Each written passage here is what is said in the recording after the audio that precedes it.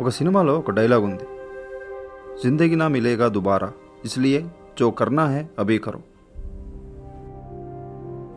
ఆ డైలాగ్ విన్న తర్వాత నేను ఒకటి ఫిక్స్ అయిపోయా, మళ్ళీ పుడతామో లేదో నాకు తెలియదు, కానీ ఈ ప్రపంచాన్ని మాత్రం చూడాల్సింది ఇప్పుడే. అందుకే ఒకరోజు బ్యాగ్స్ ప్యాక్ చేసుకొని ఈ ప్రపంచాన్ని నా బైక్ మీద తిరగాలని బయలుదేరిపోయా. అలా స్టార్ట్ అయ్యింది ఈ నార్త్ ఈస్ట్ రైడ్. ఇప్పటి వరకు డే 1 వరంగల్ నుంచి వైజాగ్, డే 2 వైజాగ్ నుంచి చిల్కా లేక్,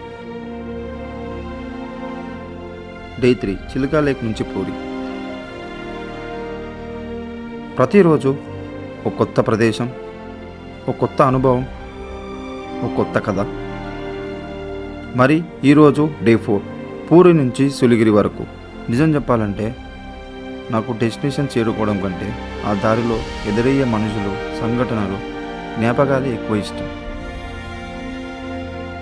ఎందుకంటే కొన్ని ప్రయాణాలు మనల్ని ఒక ప్రదేశానికి తీసుకెళ్తాయి, కానీ కొన్ని ప్రయాణాలు జీవితం అంతా గుర్తుండిపోయే కథలను ఇస్తాయి. ఈరోజు దారిలో ఎలాంటి కథలు ఎదురొస్తాయో, ఎవరిని కలుస్తామో, ఎలాంటి అనుభవాలు మన కోసం ఎదురు చూస్తున్నాయో చూద్దాం.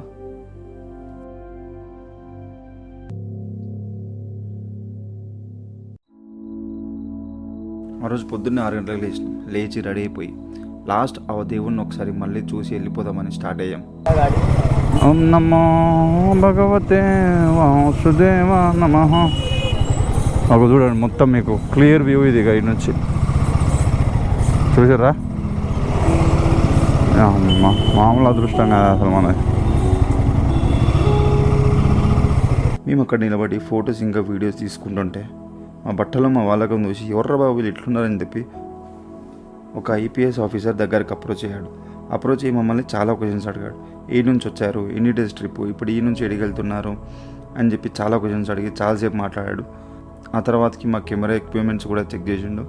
సో లాస్ట్లో పోయేటప్పుడు మాతో ఒక సెల్ఫీ అడిగి మరీ దిగండి ఆయన్నే. So he was two down to earth.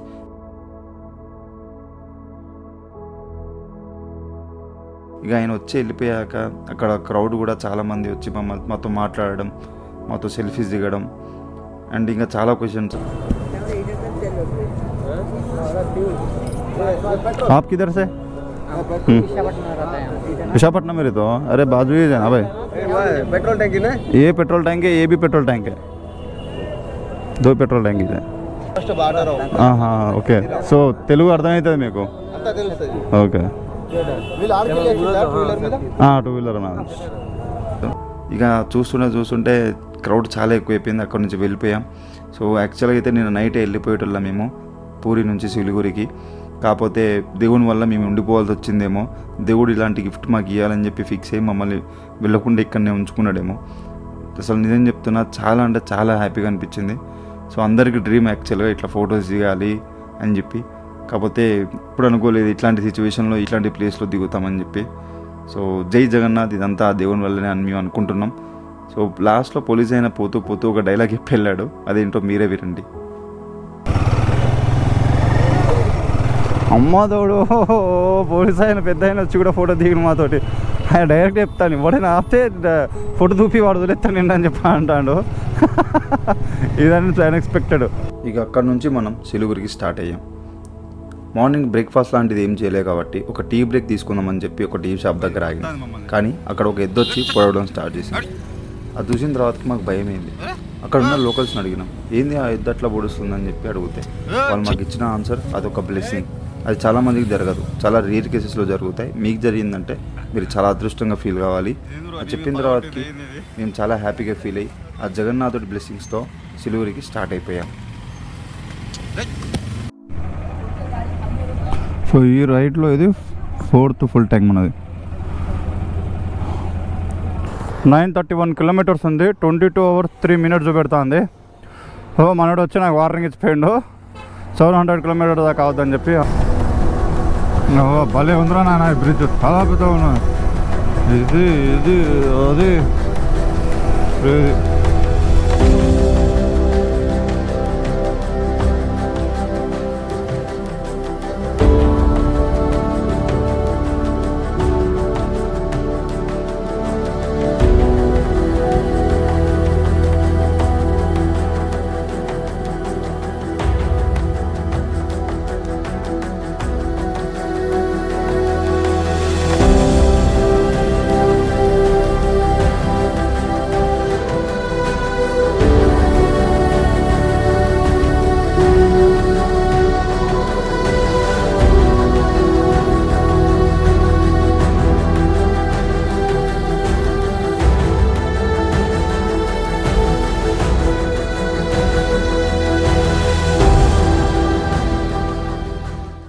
దగ్గర దగ్గర 1.5 hour 230 or 240 kilometers కొట్టినాం.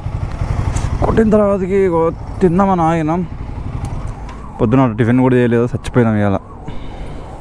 సో లంచ్కి తాగినాం, చచ్చిపోయినాం. నేను చెప్తాను, ఎండ మాత్రం ఘోరం కొడుతుంది అని రైడింగ్ గేర్ ఘోరం హెవీ ఉన్నది. మళ్ళీ నా హైడ్రేషన్ బ్యాగ్ అయితే భుజాలు ఘోరంగా వస్తాయి. అబ్బా టార్చర్ చూస్తాను ఇవ్వలేదు నేను లిటరల్గా. నేనేమో చికెన్ కర్రీ ఇంకా రోటీస్ ఆర్డర్ చేసిన. VNB బ్రో ఏమో వెజ్ థాలీ ఆర్డర్ చేసిండు. వెజ్ థాలీ చూసిన తర్వాతకి ఆయన మొత్తం మనసు మార్చుకున్నాడు. పాపం ఆయన దాంట్లో ఉన్న రైస్ ఇంకా అదంతా చూసుకుంటే ఏమో చెప్తాడు నాకు. ఆయన తినకుండా తింటూనే ఉన్నా, ఆగలైతే అందులో లోపల.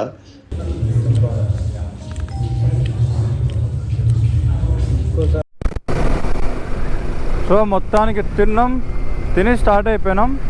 726 kilometers పోవాలి ఇప్పుడు మనం. ఇదే రోడ్డు ఇంకా పోతాను దీనికన్నా మంచిగా ఉంటుంది అంట రోడ్డు.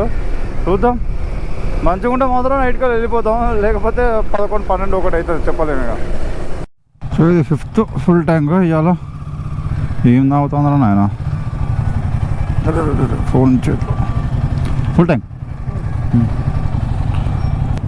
గుంజుతాను ఇంకా 647 kilometers, 16 hours పెడతాను. So welcome to west Bengal. ఇక్కడ బెంగాలీ మాట్లాడతారు, అది అర్థం కాదు. ఇలా చక్కగా హిందీ కూడా వస్తుందో రాదో నాకు డౌటే. ఒడిశా వాళ్ళకైతే అసలుకే రాదురా అయ్యా. వాళ్ళకి కొంతమందికి హిందీ మ్యాక్సిమం అందరికి ఒడిశానే వచ్చు, హిందీ కొంతమందికి వచ్చు, కొంతమందికి మాత్రమే.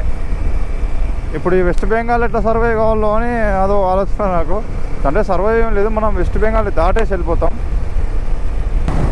ఈ వెస్ట్ బెంగాల్ రోడ్లు ఏందిరా పెద్ద పెద్దగా ఉన్నాయి, ఏమో చూడగో ఘోర పెద్దగా ఉన్నాయి వెస్ట్ బెంగాల్ రోడ్స్. ఇట్లుంటే మొత్తం కొట్టి పడేసొచ్చు, కానీ అక్కడక్కడ మధ్యలో ప్యాచ్ బాక్స్ ఉన్నాయి, కానీ అక్కడక్కడ పొక్కలు ఉన్నాయి మధ్యలో. అని రోడ్ చూడు నీ అవా, ఇంత పెద్దగా ఉన్నది ఏందిరా నాయన రోడ్.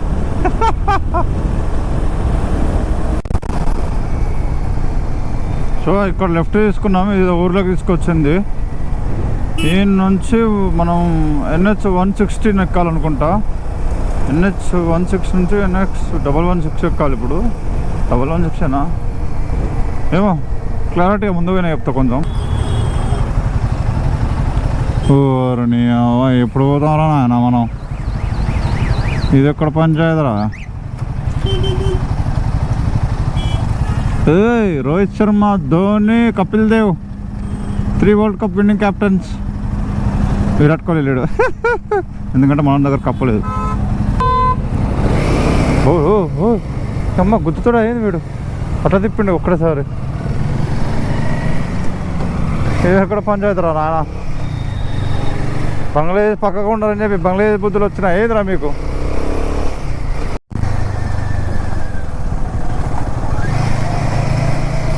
నేషనల్ హైవే 116 అంటే పెద్ద రోడ్ ఉంటుందేమో, మస్తు ఉంటుందేమో, జమ్ వెళ్ళిపోవచ్చు అని నేను అనుకున్నా. సంకలు గుద్దుకున్నా నేను. నీ అమ్మాయి ఇది ఊర్ల రోడ్ ఉన్నట్టుండదు కదా బ్రో, ఊర్ల రోడ్ అయినా మంచిగా ఉంటుంది. నా అమ్మ ఎప్పుడు చేరుకుంటాం, ఇట్లయితే కష్టమే. కష్టం ఇంకా ఇవ్వదాకానే కదా బ్రో 528 ఉండే. ఇప్పుడు 2 kilometers 1 kilometer కూడా రాలేదా మనం, లేకపోతే ఇది అప్డేట్ అయితే లేదా. ఇలా ఎంజాయ్ చేసుకుంటూ రైడ్ చేస్తా అంటే కాసేపు అయినాక మాకు అర్థమైంది మేము ఎక్కడో పప్పులో కాలేసామని చెప్పి. గూగుల్ మ్యాప్ చూస్తే అది హైవే మీద తీసుకోపోవట్లే, ఏదో ఊర్లో దారిలోకి తీసుకుపోతాను. యాక్చువల్గా ఒక దగ్గర లెఫ్ట్ తీసుకోవాల్సింది, మేము రైట్ తీసుకున్నాం అంతే. ఫసక్ కంప్లీట్ ఊర్లోకి వెళ్ళి తీసుకొచ్చింది గూగుల్ మ్యాప్స్. కొన్ని 100 kilometers నడిపిన తర్వాత కూడా హైవే అందలే మాకు. ఇక మాకు పిచ్చిలేసి ఒక దగ్గర బండి ఆపి లోకల్స్ని అడిగినాం, ఎట్లా పోవాలి, ఏంది హైవే ఎక్కడ ఉన్నది, ఎంత దూరం అన్నది. వాన్ అడిగితే వాడు 2 గంటలు పడుతుంది అన్నాడు హైవేకి. సో రైట్లో ఇట్లానే జరగకపోతే ఎలా జరిగేది. మొత్తానికి టార్చర్ చూసినాం, చూడండి. పోదాం బ్రో, పర్లేదు, బాగానే ఉంది. వెనక తిప్పు. అవి ఏ హైవే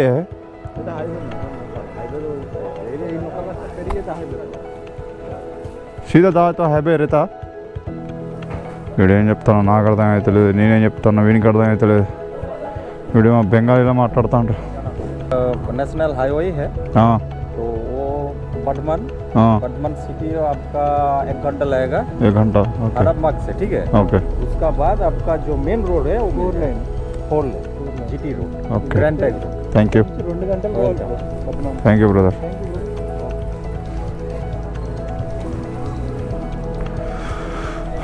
గంట పోవాలట నుంచి గంట పోయిన తర్వాతకి మనకు హైవే వస్తామంట 4 వే లైన్ చూద్దాం. సో అట్లా లోకల్స్ దగ్గర పోయిన తర్వాతకి లోకల్స్ని అడిగిన తర్వాతకి మాకు రూట్ ఇప్పాడు. చెప్పినా కదా గంటల కొద్దీ అంటే ఒక 2 గంటలు పోయిన తర్వాత మనకి హైవే దాకుతుంది. కానీ మేము ఆగిన దగ్గర యాక్చువల్గా మేము ఆగింది టీ కోసం, కానీ మేము ఆగింది ఒక స్వీట్ షాప్లో. అది మాకు తెలియదు. దిగిన తర్వాతకి అక్కడ ఆగిన తర్వాతకి మాకు అర్థమైంది ఇంకా మాకు ఛాయ్ లేదు. సో ఆయన ఏమన్నాడు, స్వీట్ తినండి, ఏదైనా ఎండలో వచ్చారు కదా కొంచెం ఫ్రీగా ఉంటుంది అని చెప్పి మాకు స్వీట్స్ ఇచ్చింది. అండ్ హైలైట్ థింగ్ ఏంటంటే మా దగ్గర నుంచి బిల్ తీసుకోలే, ₹1 కూడా తీసుకోలే. ఎందుకు తెలుసా, అక్కడ పనిచేసే అంటే అక్కడ ఆ షాప్ పెట్టుకున్న ఆయన ఓనరు హైదరాబాద్లో 15 years దాకా పనిచేసిందంట. And Hyderabad people they were so good to him. అందుకనే ₹1 కూడా తీసుకోలే. అండ్ ఇంకా పార్సల్ చేసి ఇస్తా అన్నాడు, ఎక్కడైనా దారిలో తినండి అని చెప్పి చెప్పిండు. అస్సలు ఇంపాసిబుల్. అండ్ నేను చెప్తాను, మేము అయిన తర్వాతకి ఊరు మొత్తం వచ్చింది మాతో మాట్లాడడానికి, మాతో ఫోటో దిగడానికి. సో ఫోటో చేస్తా చూడండి. అండ్ మాట్లాడినవి అన్ఫార్చునేట్లీ మనం రికార్డ్ చేయలేదు, సారీ ఫర్ దట్. సో అది ఎక్కడ మాత్రం సూపర్ హ్యాపీగా జరిగిపోయింది. ఆడ ఉన్నంతసేపు అసలు మాకు టైం ఏది తెలియలే. And every one spoke too good. అప్పుడు అర్థమైంది నాకు వీళ్ళతో మాట్లాడిన తర్వాత West Bengal people are too good అని చెప్పి. అంటే వెస్ట్ బెంగాల్ పీపుల్ ఇంత బాగుంటారు అని చెప్పి ఆ రోజు వాళ్ళతో మాట్లాడిన తర్వాత నాకు అర్థమైంది.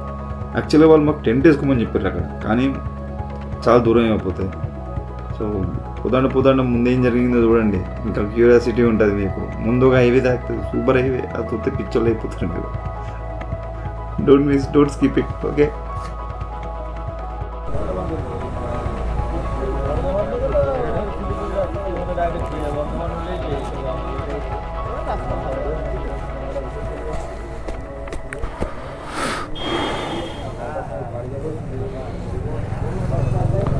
చీమలు ముడిస్తాడు మొత్తాలు రా నాయన చుట్టుపక్కలంతా. మొత్తం ముందైనా కాపీ పాటలు పెట్టుకున్నాం. చలో ఠీకే బాయ్. ఏడికి వచ్చినావురా మేము, అసలు మాకే అర్థమైతే లేదు. ఈ అమ్మ ఏదో పల్లెటూళ్ళకి వెళ్ళి తిప్పుతాంది, ఈ అమ్మ టార్చర్. ఏడేనో మొత్తం వీడు. అవురా రానిరా మమ్మల్ని. అమ్మ మీదికే వస్తాను వాడైతే. మొత్తం వెస్ట్ బెంగాల్ పల్లెటూళ్ళలో తిరుగుతున్నారా నాయన మేము. ఎప్పుడు అసలు ఎవరు రాని పల్లెటూళ్ళలో తిరుగుతున్నాం. రోడ్లు మాత్రం చాలా దారుణం అబ్బాయి ఇదైతే. అమ్మ గూగుల్ మ్యాప్స్ కుడిపోయింది మమ్మల్ని. ఎంత ఏడాడో తిప్పుతాందిరా ఇది. ఏందిరా మా పంచాయతీ. ఓరని అమ్మ, ఇది సిలుగురే తీసుకుపోతుందా లేకపోతే ఎక్కడికైనా తీసుకుపోతుందా? వెస్ట్ బెంగాల్ ఎట్లున్నాయి పల్లెటూరులో. ఊరు పొరగాలు బండ్లు తోలుతాళ్ళు, రప్ప గుంజుతాళ్ళు, మమ్మల్ని చూసి ఇంకా గుంజుతాళ్ళు. నీ అవ్వ ఎటు ముందు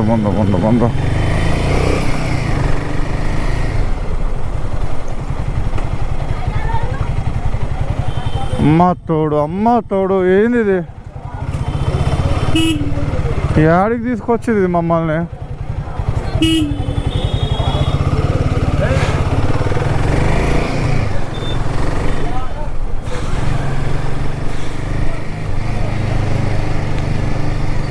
ఎవరు రాలేరా, మేము వచ్చినాం ఈ రూట్లకి. నెక్స్ట్ ఏంది 116A హైవే తాకుతుంది. మీకు ఒకసారి 116A హైవే చూపిస్తాను మీకు ఎట్లుంది ఏందనేది. ఇప్పుడు 116A హైవే ఇది. ఇగో 116A హైవే గుద్ద పగిలిపోయింది. దుంపదే కదా ఇది. బొంద పెడదామన్నారంటే బొచ్చుడు బొంద ఉన్నది ఇట్లా. అది 116 ఏంది బ్రో? అది 116 అట. ఏం చేయాలి చెప్పు. కాదు మన ఊళ్ళో అమ్మ తోడు అమ్మ మొత్తానికి ఒక రోడ్డుకి అయితే వచ్చినారు నాయన. ఈ రోడ్ అయినా మంచిగా ఉన్నా లేకపోతే గబ్బున్నా నాకు అర్థమవుతలేదు. అమ్మ తోడు ధూళి తీరిపోయిందిరా బాబు. సాయిరా అమ్మ తోడు అది రోడారా, అది రోడారా? నీ అమ్మ దాన్ని ఎప్పుడైనా రోడ్ అంటారా? కొంచెమైనా అరే సరేరా, అది నేషనల్ హైవే, నీ స్టేటు. ఎవరు నీ స్టేట్కి నువ్వు వేపిపోతే ఎవరు వేపిస్తారు? అక్కడ ఉన్న మనుషులు ఎట్లా తిరుగుతారు అసలు రోజు? అమ్మమ్మల్లో ఒక్కొక్కటి ఇంత ఫాగ్ లైట్స్ వేపించారు హెడ్ లైట్లకి. వాడు ముందొత్త కనిపించదు, ఒకడైతే బస్ ఎక్కిస్తాడు బైక్ డైరెక్ట్ మా మీదకి. అమ్మని అమ్మట ఆడతారు. అంతసేపు ఆ రోడ్లలో తోలి తోలి తోలి పిచ్చి లేచిపోయింది. ఇక మా వల్ల కాలే. సో ఎక్కడైనా రెస్ట్ తీసుకుందామని చెప్పి ఈ పెట్రోల్ పంపులు అడిగినాం. ఈయన ఒప్పుకున్నాడు. కాకపోతే మేము మధ్యాహ్నం తిన్నదే మళ్ళీ ఆ తర్వాత ఆగలేదని చెప్పి ఒక రెస్టారెంట్కి పోయినాం.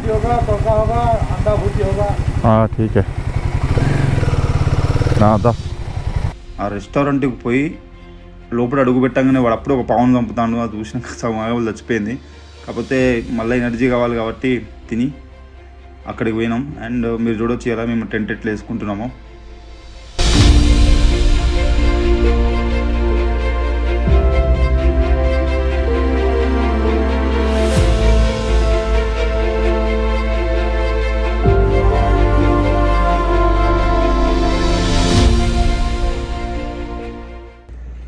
సో మొత్తానికి టెంట్ అయితే వేసినాం. మీరు చూసి ఎట్లా వేసినాం ఏందనేది.